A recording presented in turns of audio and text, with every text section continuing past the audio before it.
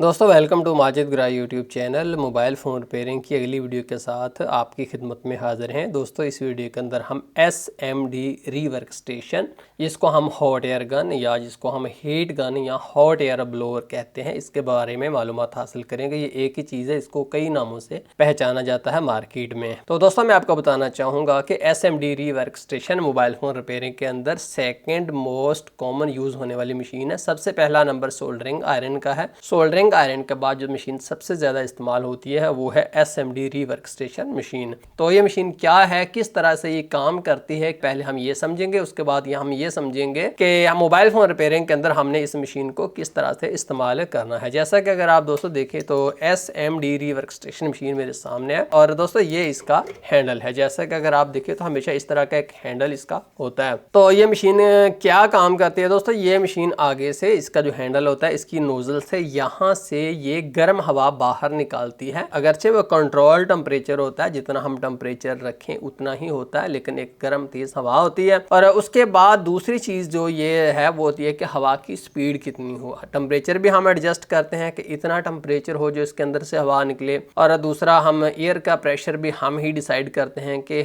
इसके अंदर से जो हवा निकले वो इतनी तेज हो। ये दो बस ये सिंपल साइज का काम है। तो इसको समझने के लिए दोस्तों मैं आपको दो PCB दिखाता हूँ। जैसा कि अगर आप देखें तो ये दो मेरे हाथ में PCB हैं। सबसे पहले मैं इस PCB का आपको तारफ देता हूं। तो दोस्तों इस PCB के ऊपर अगर आप गौर करें तो आप देख रहे हैं कि यहाँ पर मुख्तलिफ कंपोनेंट्स जो हैं वो इसके ऊपर लगे हुए हैं। तो ये PCB दरअसल दोस्तों इस तरह से असेंबल किए जाते हैं कि प्रिंटेड सर्किट बोर्ड जो होता है उसके ऊपर जहाँ पर हमने SMDs लगानी होती हैं उन जगह के ऊपर पहले सोल्डरिंग पेस्ट लगा दिया जाता है। जब सोल्डरिंग पेस्ट लगा दिया जाता है उसके बाद फिर कंपोनेंट्स जो है उन पॉइंट्स के ऊपर रख दिए जाते हैं। कंपोनेंट जो है सोल्डरिंग पेस्ट की वजह से वहां पर आर्जी तौर पर ठहर जाते हैं। जब हम उसको गर्म करते हैं तो वो कंपोनेंट्स मुस्तकिल तौर पर उस PCB का हिस्सा बन जाते हैं। जैसा कि अगर आप देखें तो इसके ऊपर जितने भी कंपोनेंट्स लगे हैं सारे के सारे SMD टेक्नोलॉजी से लगे हैं। SMD टेक्नोलॉजी में देखें तो दोस्तों पिछली तरफ किसी तरह के कोई भी असरात नहीं होते,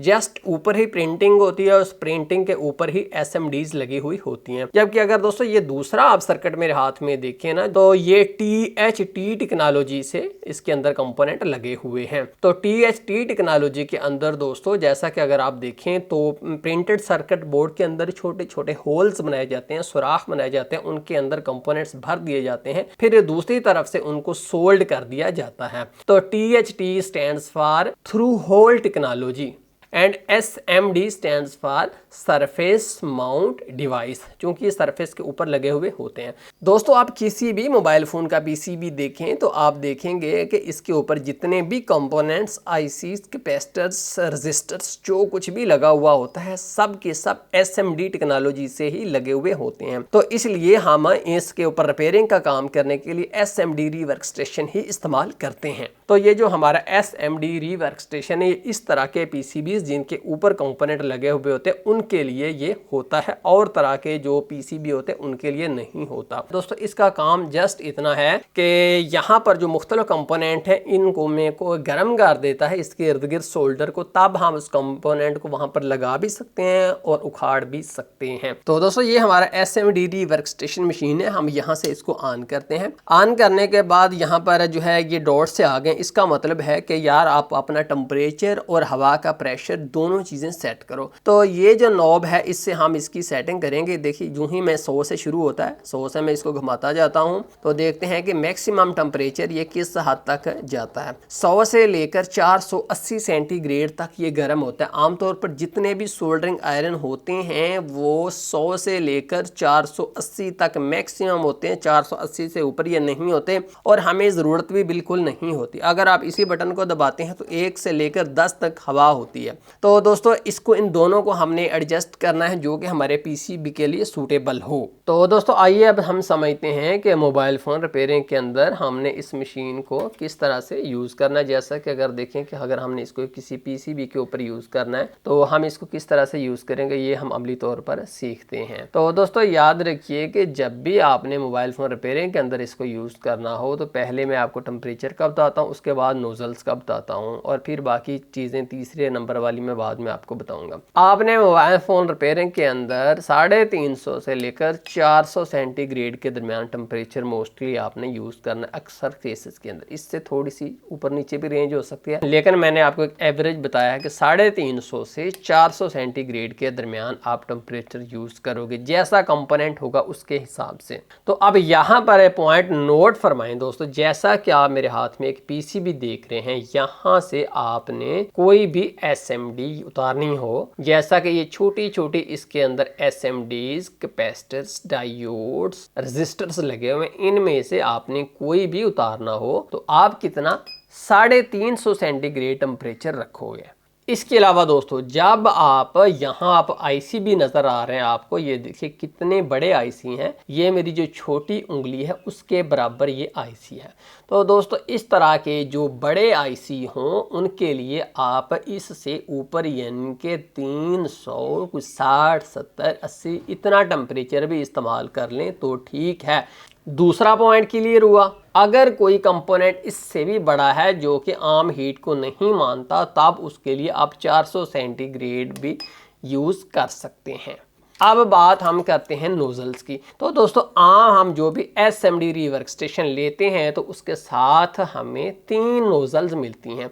3 नोजल पीछे से बिल्कुल सेम टू सेम होती हैं, फ़र्क सिर्फ इनके आगे वाले सुराख में होता है जहां से हवा निकलनी होती है। तो यहाँ पर भी पॉइंट नोट फरमाएं, जब आपने कोई भी एसएमडी रिमूव करनी हो, कोई छोटा सा कंपोनेंट, ये देखिए कैपेसिटर है, ये छोटे छोटे डायोड लगे हुए हैं, रजिस्टर लगे हुए हैं, ये कंपोनेंट जब आपने रिमूव करने हो या लगाने हो तो आप ये वाली सबसे छोटी नोजल यूज़ करेंगे, इनको नहीं, सिर्फ इसको। अब ये पॉइंट रिपीट जल्दी से मैं कर दूं कि एसएमडी तमाम रिमूव करने के लिए सबसे छोटी नोजल, इसके अलावा किसी के लिए छोटी नोजल नहीं। अच्छा जी, उसके बाद अगर आप पीसीबी के ऊपर दोस्तों देखें तो कुछ ये देखिए आईसी लगा हुआ है, ये आईसी लगा हुआ है, ये आईसी लगा हुआ है। इस तरफ अगर आप देखें तो ये छोटे छोटे आईसी यहाँ पर लगे हुए हैं। इन तमाम आईसीज के लिए उससे बड़ी नोजल। दोस्तों 2 नोजल्स की बात हो गई। अब देखिए ये बड़े बड़े आईसी जो हैं मेरी छोटी उंगली के बराबर हैं, ये वाले, जब इस तरह के आईसीज को आपने रिमूव करना हो या आपने लगाना हो तो आप सबसे बड़ी नोजल इस्तेमाल करेंगे। ये जो छोटी नोजल हैं ये आप इस्तेमाल नहीं करेंगे। तो इसी हिसाब से हम चलेंगे नोजल को लेकर। दोस्तों जो नोज़ल मैंने बताई है वो वैसे ही यूज़ करना ठीक है। जैसा कि अगर आप देखें तो जब भी आपने चार्जिंग पोर्ट रिमूव करनी हो या लगानी हो तो उसके लिए आपने सबसे बड़ी नोज़ल यूज़ करनी है। देखिए नोज़ल का मैं इस हिसाब से आपको बता दूं कि जो नोज़ल है उसके अंदर से वो कंपोनेंट नज़र आना चाहिए, उस नोज़ल के अंदर से वो कंपोनेंट नज़र आना चाहिए। जबकि बड़ी नोज़ल के अंदर आपको सारी बेस नज़र आ रही है, लेकिन अगर छोटी नोज़ल मैं यहाँ पर रखता हूँ तो देखिए मुझे वो कंपोनेंट थोड़ा सा नज़र आ रहा है। दोस्तों अब अगर हम ऐसा करें कि मैं यहाँ पर छोटी नोजल ले लेता हूँ, उससे मैं यूं हीट करना शुरू कर देता हूँ, तो उससे क्या होगा, उससे दोस्तों देखिए जब यहाँ पर हीट इस तरफ डलेगी तो वो हीट इस तरफ जाने से पहले जब ये इस तरफ से निकल जाएगी, सोल्डर जो है वो दोबारा जम जाएगा। तो यूं एक तरफ जब मैं जाऊँगा हीट जो है, एक तो इसमें से हवा बहुत ज़्यादा निकलेगी क्योंकि ये सुराख छोटा है, हवा पीछे से ज़्यादा है तो हवा बहुत ज़्यादा निकलेगी, और वह हवा इंतहाई गर्म भी होगी,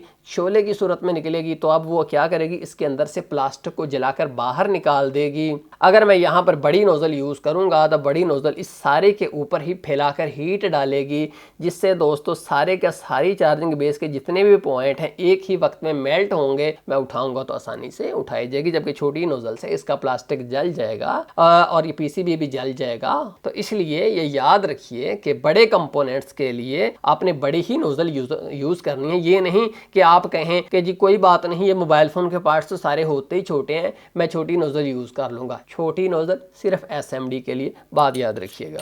तो अब अमली तौर पर हम मशीन को इस्तेमाल करके देखते हैं। दोस्तों देखिए ये मेरे पास एक पीसीबी है, जैसा कि ऊपर आप देखें तो ये एक चार्जिंग पोर्ट है, इसकी हमने रिमूव करनी है। तो पहली बात दोस्तों नोट फरमाएं मेरे मुअज़्ज़ज़ दोस्तों, जब भी आप हीट देने लगें तो आपने नोट करना है कि यार इसके इर्द गिर्द कोई सेंसिटिव पार्ट तो नहीं यहाँ पर लगा हुआ जो हीट से मुतासर हो सकता है। मिसाल के तौर पर माइक तो नहीं, कोई स्पीकर तो नहीं इर्द गिर्द, अगर उसको हीट लग गई तो वह चीज़ तबाह बर्बाद हो जाएगी और आपका काम जो है कम होने के बजाय बहुत बढ़ जाएगा। तो इसलिए अगर मैं यहाँ पर हीट देता हूँ, इस तरह इर्द गिर्द कोई माइक कुछ भी नहीं है, लेकिन दूसरी तरफ देखूँ तो देखिए एलसीडी तो पास ही है ना, इसलिए मैं एलसीडी को यूं करके नीचे को करके इसके ऊपर रबड़ बैंड चढ़ा लेता हूं कि जितनी देर में काम करूंगा मैं एलसीडी को हीट आने ही नहीं दूंगा। पहला तो आपने जब भी एसएमडी री स्टेशन यूज करना ये पॉइंट नोट करना है। उसके बाद दोस्तों नोट फरमाएं कि जब भी आपने हॉट एयर गन यूज करनी हो, एसएमडी री स्टेशन यूज करना हो, तो आपने पीसीबी होल्डर को जरूर इस्तेमाल करना है।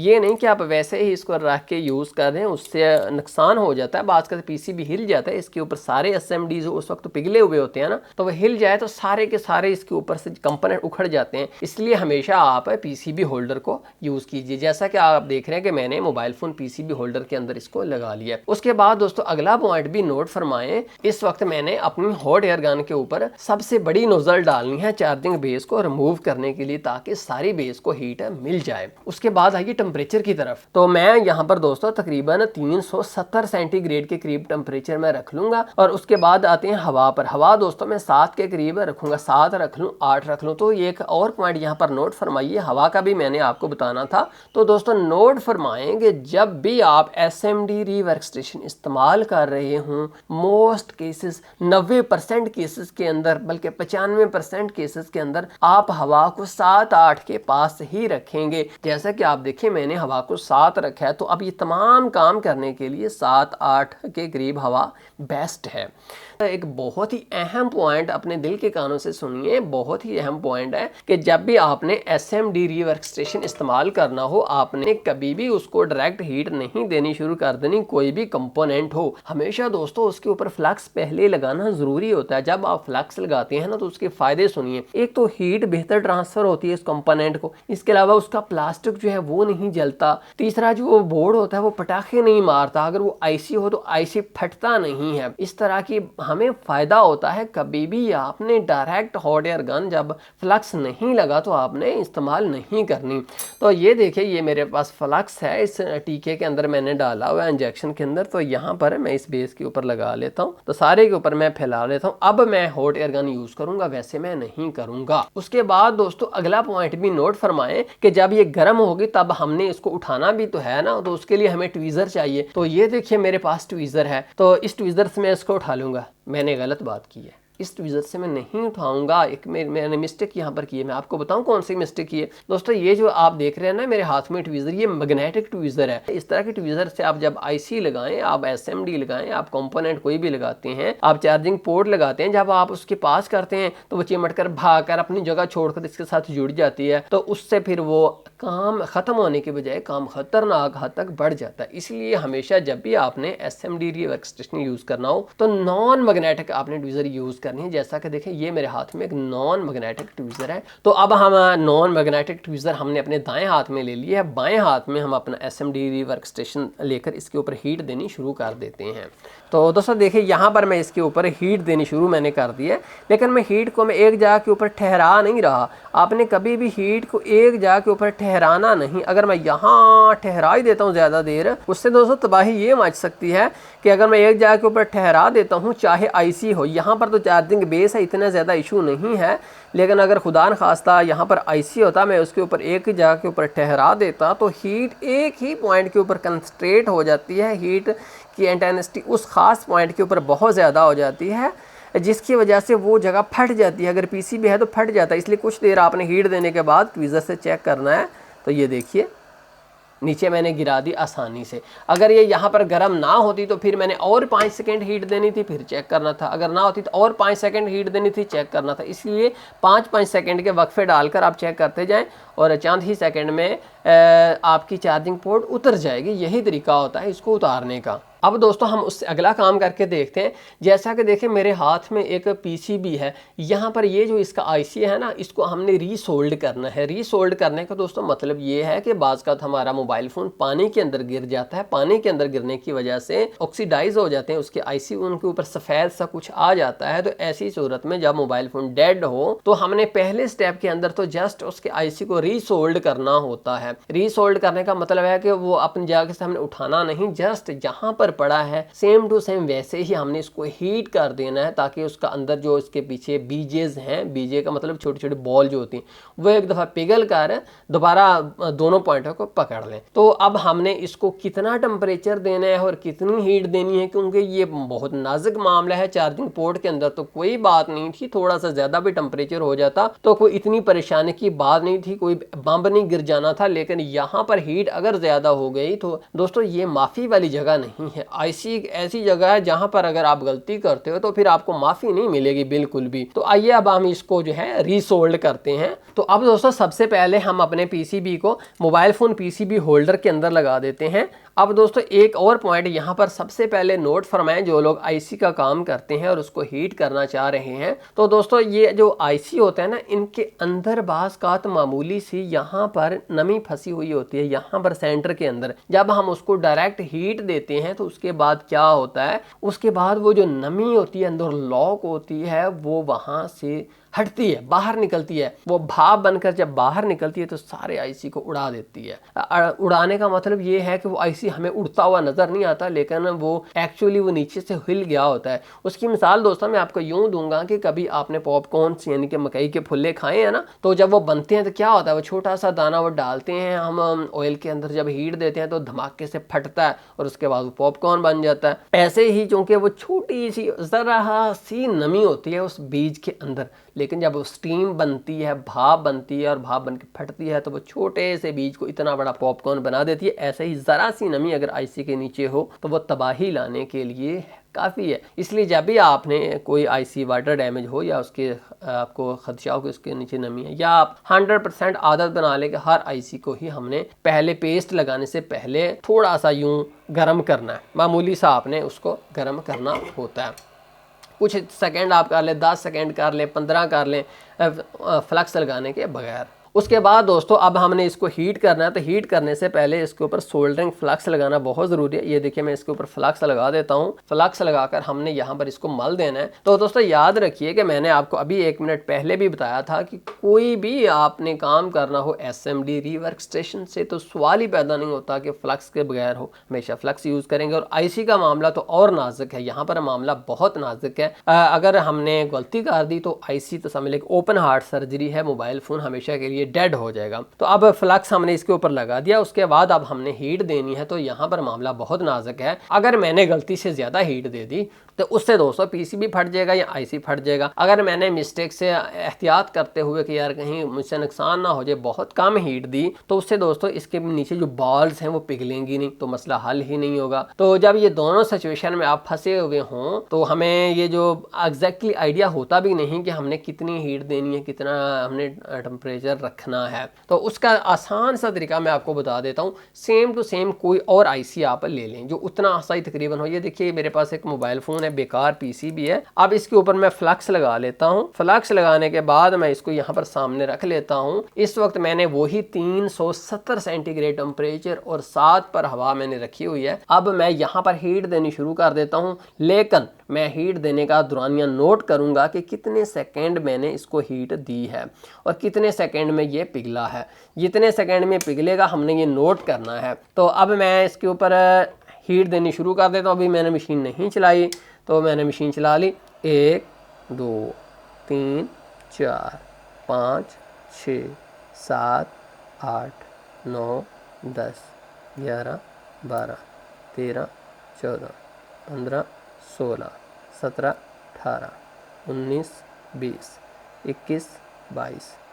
तो देखिए तकरीबन ये 22 सेकेंड के अंदर जो है ये आईसी पिघल गया है। अब जब उस आईसी को मैंने, ये जो मेरे पास असल मेरा मोबाइल फ़ोन है, इसको मैंने हीट देनी है, तो वो 22 है, मैं 5 सेकेंड ऊपर कर लेता हूँ। मैं 27 सेकेंड सिर्फ इसको हीट दूंगा, इससे ज़्यादा मैं इसको हीट नहीं दूंगा, क्योंकि पहले मैंने आइडिया कर लिया है कि यार इस तरह के आईसी तकरीबन 27 सेकेंड के अंदर पिघल जाएंगे। दोस्तों जो नए लोग हैं उनके लिए मैं ये इस तरह की टिप्स आपको देता हूँ ताकि किसी तरह का आपको नुकसान हो ही ना। तो आइए अब हम इसको हीट करते हैं।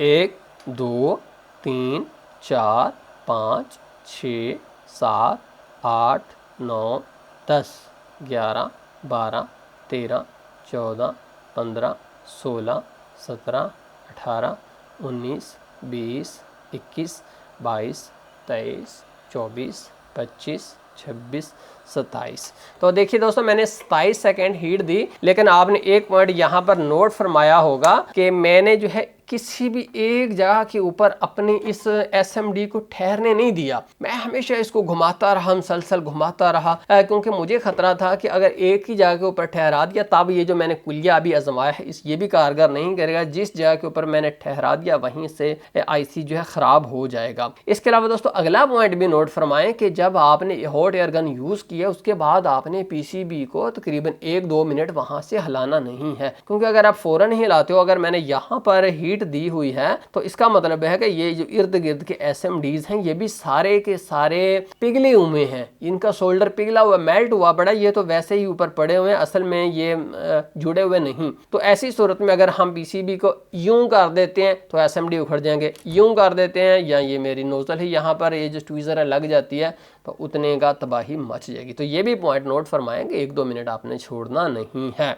तो दोस्तों यहाँ पर मैं आपके इल्म में थोड़ा सा और इजाफा करता चलूँ कि जैसा कि आपने देखा कि मैंने इस IC को हीट किया तो आसानी से ही अपनी जगह से उतर गया। जब हमने इसको लगाना हो तो क्या हम इसको इसके एग्जैक्ट जगह के ऊपर रख के इसको गर्म कर दें तो ये दोबारा लग जाएगा? नहीं, बिल्कुल भी नहीं है, लगेगा बिल्कुल भी नहीं चलेगा। IC को उतारना तो कोई मुश्किल काम नहीं, आप इसको हीट करो और आसानी से उतार लो। जबकि उसको लगाने के लिए वापस हमारे पास जो है स्टेंसिल होनी चाहिए, BGA स्टेंसिल। जैसा कि अगर आप देखें ये मेरे पास एक BGA स्टेंसिल है जो मुख्तलिफ ICs की है। एक आपके पास ये होनी चाहिए, दूसरा आपके पास सोल्डरिंग पेस्ट होनी चाहिए। ये देखिए मेरे पास सोल्डरिंग पेस्ट है। ये दोनों चीज़ें होंगी, माइक्रोस्कोप होगी, तब ही ये IC दोबारा अपनी जगह के ऊपर लगेगा। और मैं दोस्तों आपको बताता चलूँ कि इन चीज़ों के बारे में भी मैंने तफसील से वीडियो बनाई हुई है। दोस्तों हमने 2 मिनट छोड़ दिया है, अब हमारा IC ठंडा हो चुका है, तो उसके बाद देखिए हम इसको निकाल कर देखते हैं। तो दोस्तों जैसा कि आप देखते हैं यहाँ पर बहुत सारा फ्लक्स मौजूद है। फ्लक्स एक तरह का समझ लें कि ऑयल है, ग्रीस है, इस तरह के केमिकल है जो कि मिट्टी, कचरा, डस्ट, इन चीज़ों को बहुत ज़्यादा अट्रैक्ट करता है। जब भी आपने फ्लक्स डाला हो और आपने अपना काम कर लिया तो एंड पर आपने ये नहीं कि आप उसको बंद कर दें, उसको वहाँ पर से साफ़ करना भी बहुत ही इंतहाई ज़रूरी होता है ताकि हमारा PC जो है लॉन्ग लास्टिंग रहे। तो उसके लिए सफाई वाले केमिकल मुख्तलिफ मार्केट के अंदर मौजूद हैं, जैसे मैकेनिक, रिलाइफ है, मुख्तलिफ कंपनियां केमिकल्स बना रही हैं। आप किसी का भी ले लें, आप MBC ले लें, आप पेट्रोल बेस्ड कोई चीज़ यूज़ कर लें, उससे आप इसको साफ़ करेंगे। जैसा कि अगर आप देखें तो मैं ये आइकन 530 यूज़ कर रहा हूँ। तो उसके लिए अब मैंने क्या करना है कि मैंने इस तरह मेरा माइक है, इस एरिया का भी बचाना है, बाकी एरिया को भी मैंने बचाना है। तो ये जो एरिया है यहाँ से फ्लक्स सीधा नीचे को जाएगा, तो मेरा ख्याल है कि सबसे ज़्यादा बेस्ट है कोशिश करने के वो पोजीशन ढूंढनी है जहाँ से वो फ्लक्स सीधा नीचे को बह जाए। तो उसके लिए मैं यहाँ पर इस नोज़ल को रखे, ये देखिए यूँ मैं इसके ऊपर शावर चांदे का मारता हूँ। उसके बाद मैं बुरश से, दांतों वाले बुरश से इसकी सफाई करके यूँ सब कुछ धो देता हूँ। सारे का सारा फ्लक्स यहाँ पर जो है साफ़ सुथरा हो चुका है। अब ये PCB जैसा कि अगर आप देखें तो नीट एंड क्लीन हो चुका है। अब हम इसको दोबारा चेक करेंगे कि क्या ये जो है चलता है या नहीं चलता। तो मोअज़्ज़ज़ दोस्तों ये थी SMD री वर्कस्टेशन के बारे में हमारी आपको मालूमाती वीडियो। मुझे उम्मीद है कि मैंने अपने मोअज़्ज़ज़ मोहतरम दोस्तों की मालूमात में इजाफा किया है। दिल से मैंने दोबारा दोस्तों कोशिश की कि हर मालूमात आप तक पहुंचाऊं, लेकिन अगर फिर भी मुझसे कोई गलती हो गई है तो माफ़ फरमा दीजिएगा। दोस्तों अगर पसंद आई है वीडियो तो बराए मेहरबानी फिर आप लाइक सब्सक्राइब ज़रूर दीजिएगा। माजिद गिराई यूट्यूब चैनल जो है ये मोबाइल फ़ोन रिपेयरिंग और इलेक्ट्रॉनिक्स और टेक्नोलॉजी का ही चैनल है। मैं इसी तरह की वीडियोज़ लाता रहता हूँ टेक्नोलॉजी के हवाले से। ये मोबाइल फ़ोन रिपेयरिंग का पूरा कोर्स है, आपने उसमें से ये SMD वाली अभी वीडियो देखी है। बाकी पूरा कोर्स देखना है तो फिर चैनल को सब्सक्राइब कर लें, क्योंकि मैं एक इनिशियल लेवल से एक ऐसे बंदे के हिसाब से जिसको बिल्कुल भी नहीं पता कि यार मोबाइल फ़ोन को कैसे रिपेयर करते हैं, उसके हिसाब से उसके जहन को लेकर मैंने एडवांस लेवल तक मोबाइल फ़ोन रिपेयरिंग का पूरा कोर्स बनाया है। तो आपने सारा कोर्स देखना है, इंशाल्लाह आपका बहुत फ़ायदा होगा, मुझे उम्मीद है। एंड पर दोस्तों वीडियो को लाइक ज़रूर कर दीजिएगा। अगर दिल में कोई सवाल हो तो यार कमेंट्स बॉक्स हाजिर है, वहाँ पर सवाल आप पूछिए, हम पढ़ते हैं। हर बंदे के मैं कमेंट्स पढ़ता हूँ, मत ये कुछ सोचे कि यार मेरे कमेंट्स नहीं पढ़े, मैं सबके पढ़ता हूँ। जवाब देने की भी अक्सर मैं कोशिश करता हूँ, कभी कभी कोई मिस हो जाता है, लेकिन मोस्टली मैं कोशिश करता हूँ कि मैं सबको रिप्लाई करूँ। बहुत शुक्रिया देखने का, अपना बहुत ख्याल रखिएगा। अल्लाह हाफिज़।